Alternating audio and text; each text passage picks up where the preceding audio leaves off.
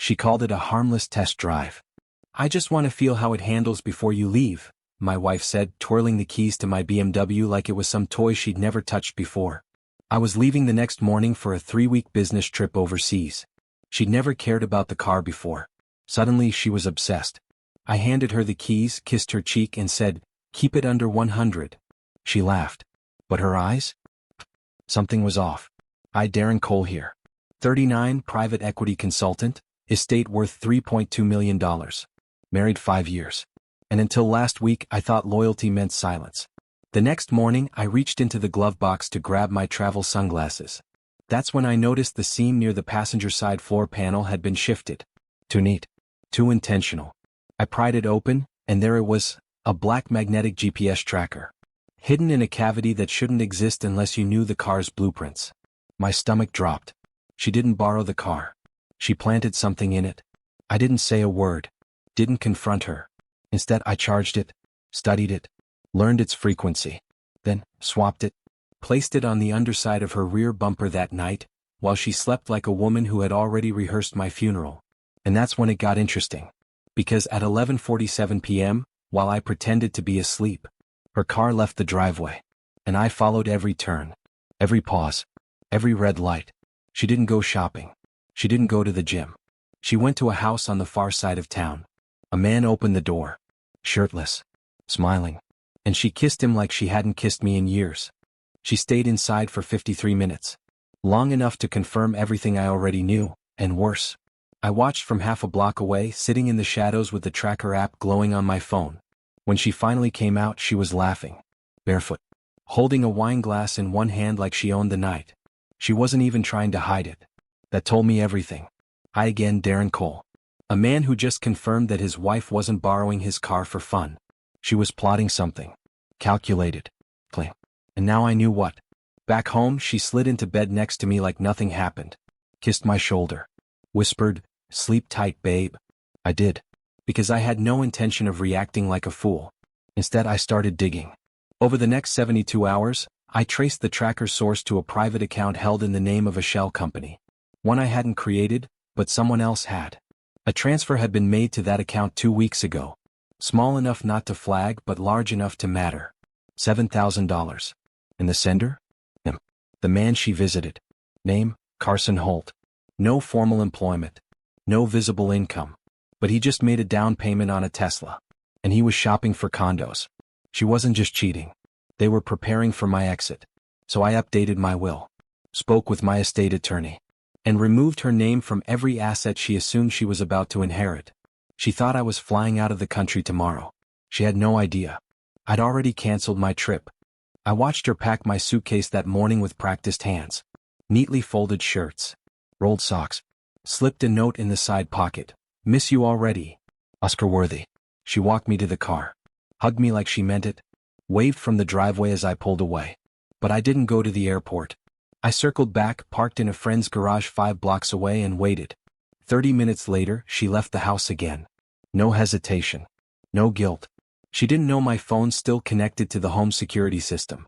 I watched her disable it from the panel, something she never figured out during our entire marriage. She practiced. Darren Cole. The man she thought was 40,000 feet above ground while she walked barefoot into another man's home and called him baby on a weekday. But what she didn't know. I had a friend tailing her, an old colleague from my military contracting days who owed me a favor. Discreet. Quiet. Professional. He got footage. Clear as day. Them laughing. Drinking. Her talking about when it's all his. As in, my estate. That night, I slept in a hotel near downtown. Sat with my lawyer in the morning and transferred all my liquid assets into a trust. Revocable by me only. She had no access. No claim. I even rerouted my life insurance beneficiary. From her.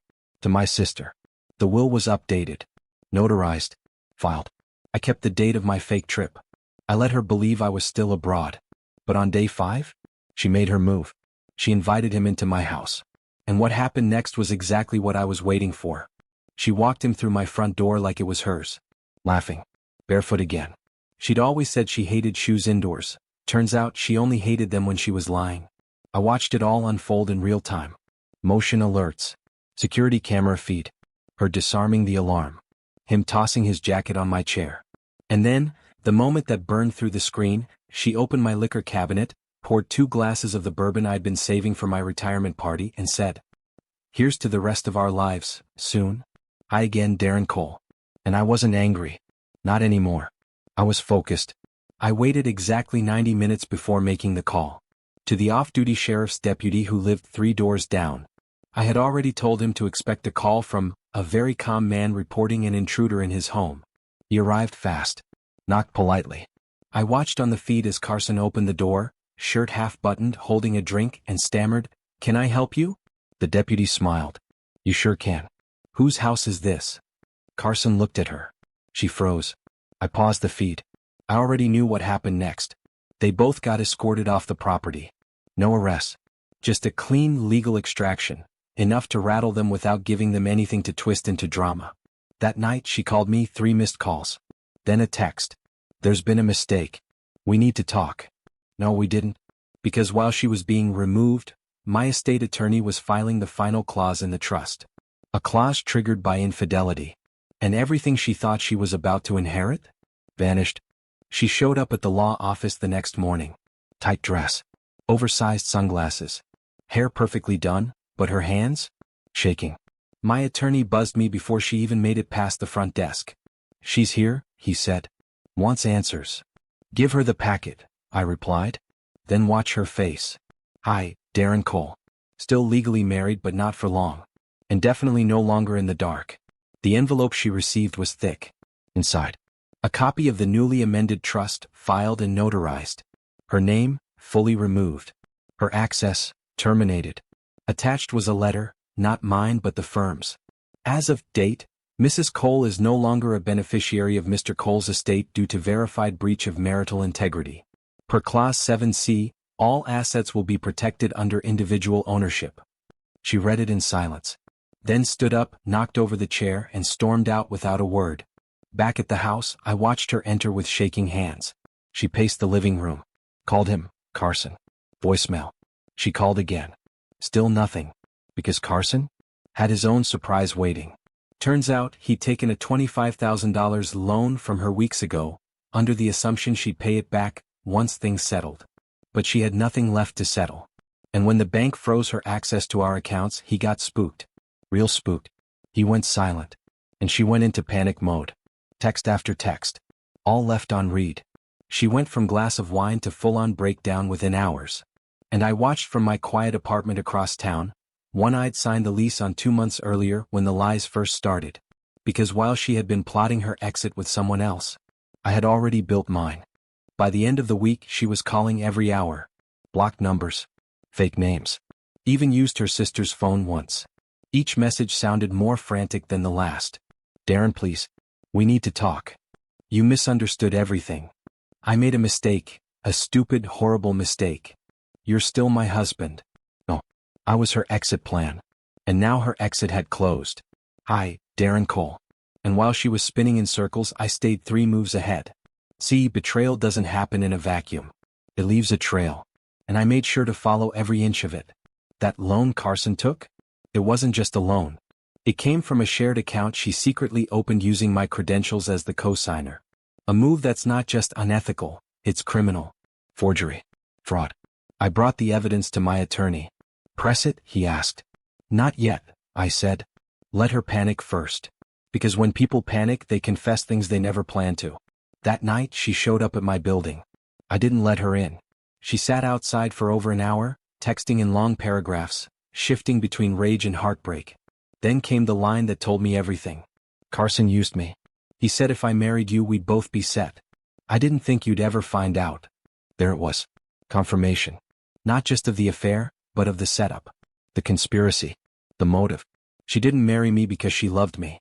She married me because he needed funding, and I was the bank. She had confessed in writing. And that was all I needed. The next morning, I forwarded the text to my legal team and the bank's fraud division. This wasn't just a divorce anymore. This was prosecution.